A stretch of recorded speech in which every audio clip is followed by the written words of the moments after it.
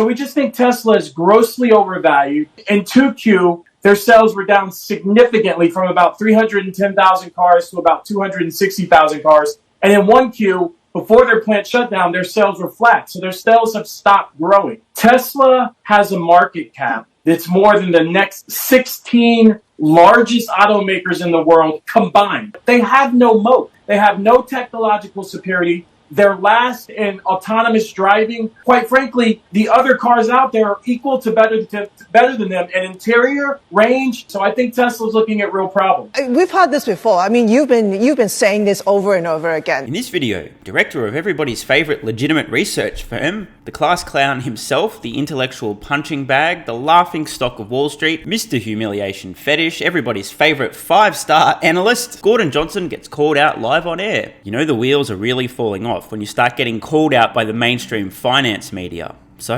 let's get into it. Hey guys, thanks for watching. If you enjoy these videos, there's a bunch of ways you can support the channel, access exclusive content and perks. Check out the links in the pinned comment below. If you want to take it to the next level, join thousands of members on Patreon to gain exclusive access to over 100 Q&A videos, loads of exclusive content, exclusive access to my up-to-date 10-year Tesla stock price targets, and even access my Tesla valuation model at the investor support level and above. You can also pick up some Tesla, Elon, and investment themed merch in the merch store. So check out the links in the pinned comment below, and thanks for your support. So Tesla stock's going to be limping tomorrow, getting pounded harder than I'm not going to finish that thought, but she says hello. Down almost 7%, over $60 per share. Why? I don't know. I mean, stonk's gonna stonk, but in all seriousness, I do suspect this is likely to be a lot of investors buying Tesla stock leading up to the annual meeting and confirmation of the stock split, just dumping their shares. Although the red today in the stock market far more widespread, NASDAQ 100 down almost 1%,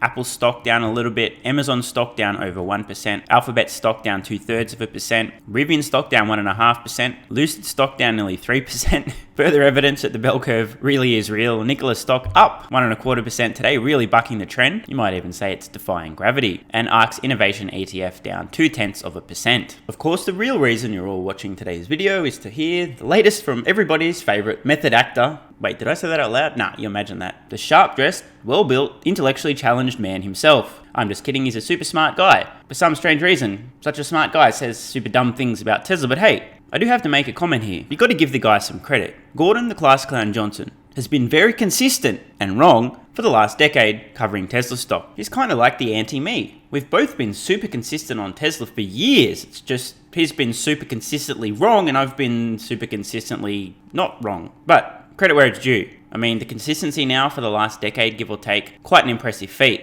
For me to say such dumb shit for such a prolonged period of time, I'd need to not have an ethical compass and also be receiving very large bags of cash to continue to self-immolate on television and in the mainstream finance media. Not that that's the case with Gordon Johnson. I'm just saying, for me to continue to say dumb shit for 10 years straight and get laughed at by literally everyone, even Wall Street analysts, which is really saying something, you'd need to perform back-to-back hemispherectomies on my brain. Anyway, let's see what Gordon has to say this time. Gordon, I know you're a perma bear on Tesla, but you've actually made a slight upgrade, $2. Yes, I don't know what to make of it. Tell us why this slight upgrade. Well, see, my puppet masters have said, hey Gordon, you're not in the media enough and we need to be more relevant. So I decided to, fiddle with the numbers, and that's why there's a $2 upgrade to my price target. So I can talk about the upgrade to my price target in the media because that's what I'm supposed to do because I'm a Tesla bear. Oh, wait, something went wrong there. Yeah, so I wouldn't say we're a perma bear. I'd say we're perma clowns. Realists. Listen, Tesla has a market cap that's more than the next 16 largest automakers in the world combined. Their market cap is more than the next 16 largest automakers combined. However, they sell just 2% of the cars that those automakers sell. And in 2Q, their sales were down significantly from about 310,000 cars to about 260,000 cars. So, quick poll here. What are the odds that he's going to fail to mention the fascist shutdowns in Shanghai, causing Tesla to lose approximately 100,000 units of production for the quarter? You think Gordon's going to mention this, or is he in cherry-picking mode? Let me know in the comments below. And in 1Q, before their plant shutdown, their sales were flat. So their sales have stopped growing. Well, it's official, ladies and gentlemen. Some breaking news here. What an absolute bombshell. Tesla sales have officially stopped growing, as you can see on screen now. This beautiful exponential growth, not growth curve, clearly indicates, as Gordon said, Tesla sales have stopped growing. So I guess what this means is you shouldn't own Tesla stock, I think. Is that what he's saying? Sorry guys, just give me a moment. I just need to put in a sell order for all my Tesla stock. This is really disturbing news. Sales have stopped growing. This is a big problem. Okay, great. Thanks for the tip, Gordon. I appreciate it. So we just think Tesla is grossly overvalued. And I want to get into what he said at the shareholder meeting. But not only are they grossly overvalued, but they have no moat. They have no technological superiority from the battery perspective, from a real-world range perspective. They're last in autonomous driving. And quite frankly, the other cars out there are equal to better than them in interior, range, and just overall technology. So I think Tesla's looking at real problems. I mean, I do not know how this guy keeps a straight face. No moat. Tesla has no moat whatsoever. They're last in autonomy. No battery, nothing. No advantages whatsoever. And if any CEOs of any automotive manufacturers on planet Earth indicate that Tesla is in a lead and that they're trying to catch up to Tesla, they're wrong because remember, no moat at all. None whatsoever. Wait, it just dawned on me. Maybe Gordon has a legitimate speech impediment, like Joe Biden, who obviously isn't suffering from cognitive decline. Maybe Gordon's the same. Maybe he's just got a little bit of a glitch in his huge brain there, and for some reason he's under the impression that the word moat is actually the word competition. He just kind of confuses the two. Maybe that's what's going on. That would make a little bit of sense. Tesla has no competition, right?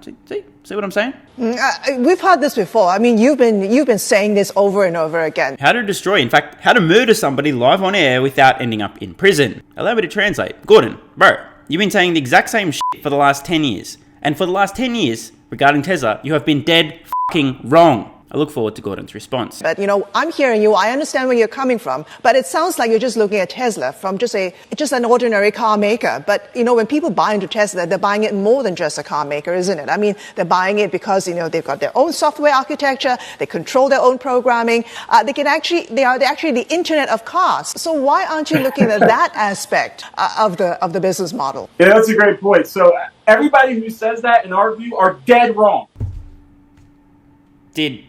That's a little close for comfort. I feel like Gordon just channeled his inner SMR. Obviously no F-bomb, but this is creeping me out. Everybody who says that, in our view, are dead wrong. And let me explain. Last year, 95% of their revenue came from selling cars. 5% came from an energy division that has a negative gross margin. So they are a quintessential car company. I have debunked this idiotic point so many times, I'm not going to bother. In short, you're right, Gordon. Tesla is just a car company. And again, if you look at full self-drive, autonomous driving, Cruise and Waymo have driverless cars on the road right now. They're being paid for. Tesla does not. Tesla is last in full self-driving. You look at battery cells. What he just said at the shareholder meeting, I think the biggest takeaway from our view was he significantly downplayed in-house cell production. That is huge. They did a whole battery day on the idea that they were going to have in-house battery production. It looks like he's throwing that out the door. What?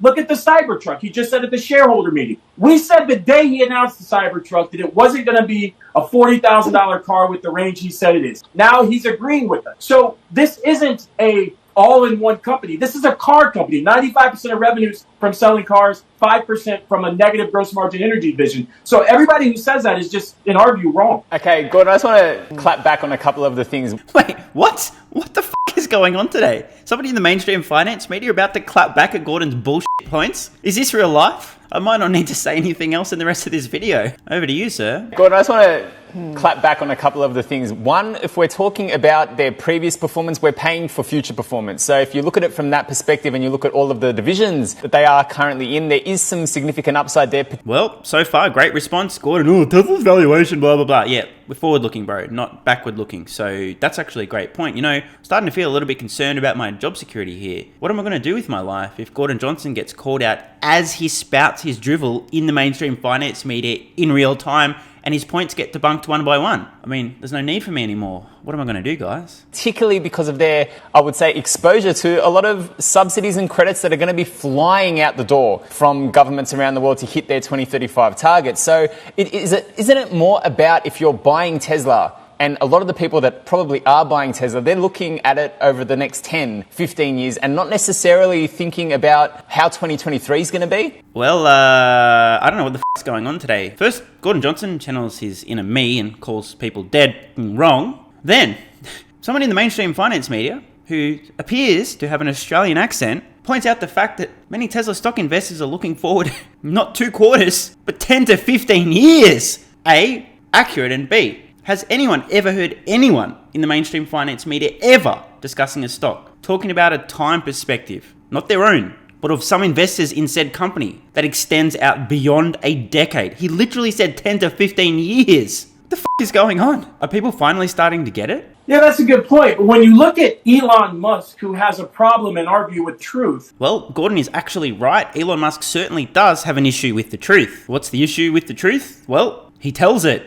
In fact, some might even argue too much, which has nothing to do with, say, a recent tweet where Elon Musk points out that he hasn't been late in months. Yeah, good point, Gordon. We actually agree on something for once. And you think about since 2016, he said his cars are, going to have full self-driving, and we're now in 2022, almost 2023. I think to give him credit for what he says he's going to do is way in the past. And look, in the U.S., from Q1 to Q2, I'm going to look at my notes here, their market share fell from 72% to 63%. From Q1 to Q2 in China, their market share fell from 11% to 9%. In Europe, 18% to 9%. The point is... Now, before Gordon gets to what will inevitably be a very logical and reasonable point, don't ask how I found this footage, guys, but, well, here's some footage of Gordon Johnson before he transitioned into the laughingstock of Wall Street. As you can see on screen now, Gordon has a lot of experience in picking cherries. This is also a brain-dead argument I've debunked a million times, but here's the example once more, because Gordon's going to continue to say the same thing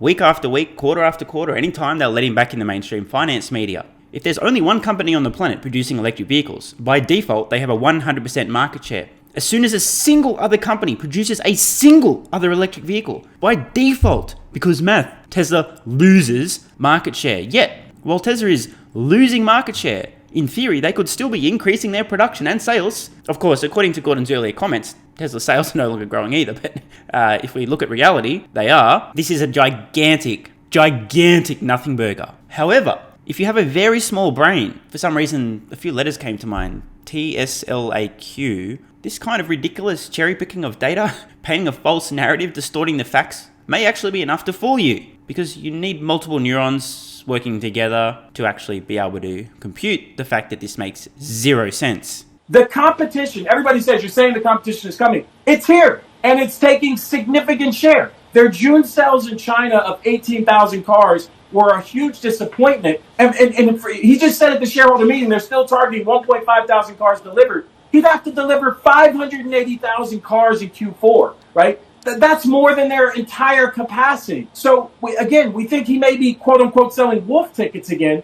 We don't think they're going to hit this target he put out there. On the 1Q call, he said they were going to see sales potentially grow quarter over quarter. We put out a note that said we thought, in our view, that was a lie, and clearly it was. Their sales went from 310 to 260. Gordon is definitely right. He is definitely not picking cherries. He is definitely not forgetting to acknowledge the Shanghai shutdown, the 100,000 units of capacity lost, and therefore his statement is true, genuine, reasonable, and valid, which is why I sold all my Tesla stock earlier in this video. Thanks for the hot tip, Gordon. So to give him credit for future divisions that he's not in, I think we're way past that, because we've seen him promise us something since 2016 that they're last in right now. So I don't think that you can give him credit. Does that make sense? To an extent, but at the same time, when you look at what they've been able to achieve, you look at the fact that they're going to be building out another factory, he just doesn't want to tell us where, and then you look at, say, for example, Lucid, that are struggling to produce even 300 cars, and there's so much emphasis on what potentially all of these other car makers can do, and I can understand the comp between comparing Tesla to a relative car company,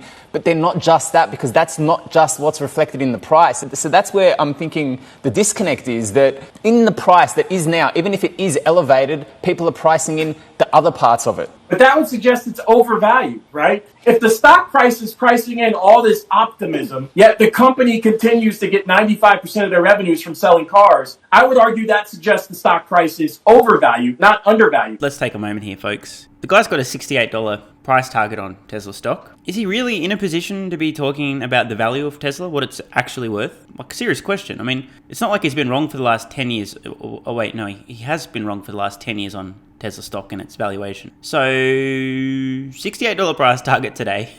Tesla stock currently about $900 per share. Been wrong about Tesla stock for the last 10 years. specifically around valuation, how much weight should these comments carry? You can't make that leap of faith. You got to see real results. And with respect to comparing them to Lucid, I think that's significant cherry picking, right? This takes the fucking cake. Gordon Johnson has just accused somebody of significant cherry picking. I'm fucking done. You got to compare them to BYD, which in the month of June in BYD, the month of June in China. I just can't. I mean, I just literally can't. You got to compare them to, that's a good one. BYD in China, in the month of June. BYD sold 162,000 NEV cars in China. Tesla sold 18,000 cars. You got to compare them to VW, who now is selling more cars, EV cars, than they are in Europe. You got to compare them to Ford and GM, who are investing billions of dollars in capacity in the U.S. To compare them to Lucid is not fair, in my view. Lucid is a new startup automaker. Ford and those other guys are established. They have revenue streams that are profitable. I think they're going to eat Tesla's lunch. So I think, perhaps, just a theory, that maybe somebody is buying Gordon's lunch. Alternatively, somebody got very hungry and ended up dining on Gordon's brain for lunch. I guess both of those scenarios might explain some of the things he has said and continues to say. Now, given the fact that Gordon obviously believes everything he says, I guess the only possible explanation is that he's just a moron. I do have to say, we may be at a tipping point, a bit of a breakthrough here. Not only was Gordon's BS called out there, the fact that he's been saying the same stuff and been completely wrong about Tesla for a long period of time, not only was the absurdity of the $2 increase to his price target to $68 per share called out, but we had an Aussie-sounding friend also literally clapping back on some of his ridiculous points. This might be the end. This might be the last performance we ever see from the class clown without him getting completely and utterly roasted by the anchors in the mainstream media. They might finally be ready and prepared to call him out on his obvious bullshit. If this turns out to be the last time I ever need to dismantle this clown's drivel, well, it was fun while it lasted. One quick note, by the way. Gordon made an interesting point there. Oh, that cherry picking, you can't compare Tesla to Lucid. I saw some interesting comments the other day. People in the comments on my Lucid video, man, it's not fair to compare Tesla's production to Lucid. Here's something that many of you, in fact most of you, don't know. Tesla was founded in 2003. Lucid was founded in 2007. Even if you're really bad at math, you can probably count that's 4 years difference. So, if we want to do an apples to apples comparison in terms of how efficient is this company at getting from idea and foundation, company formed, to mass production of vehicles, all we need to do is subtract 4 years from Tesla's current production, go back in time. Instead of 22, we go back to 2018. How many vehicles did Tesla deliver in 2018? Roughly 250,000 vehicles. And how many is Lucid Motors delivering this year? They're aiming for around 6,000 or 7,000, previously slashed down from around 20,000, which wasn't even 10% of what Tesla did at the same period in terms of their timeline of existence. So believe it or not, Tesla is actually a wonderful comparison in the right context for Lucid. We can see how quickly they're getting to volume production.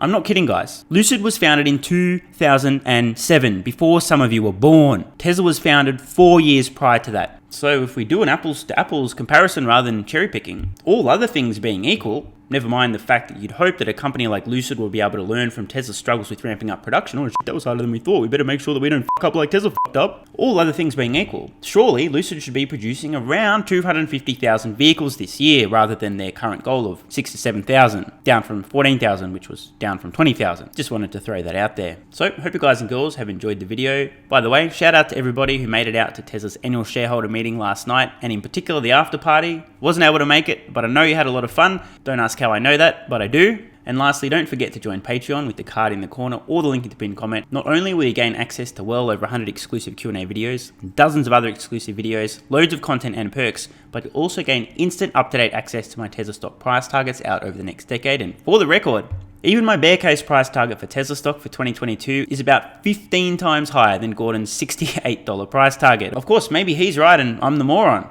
Time will tell. See ya. Hey guys, thanks for watching. If If you enjoy these videos, there's a bunch of ways you can support the channel, access exclusive content and perks, and get some free stocks and crypto. Check out the links in the pinned comment below. You can also pick up some Tesla, Elon, and investment themed merch in the merch store. If you want to take it to the next level, join thousands of members on Patreon to gain exclusive access to over 100 Q&A videos, loads of exclusive content, exclusive access to my up-to-date 10-year Tesla stock price targets, and even access my Tesla valuation model at the investor support level and above. So check out the links in the pinned comment below, and thanks for your support. And if you're still watching, you're awesome. I read every single comment on this channel and I really appreciate your feedback. So if you've got any thoughts on today's video, questions, comments, or suggestions for a new video, let me know in the comments below. Check the cards on screen now to browse the merch store, join Patreon, or watch the next video.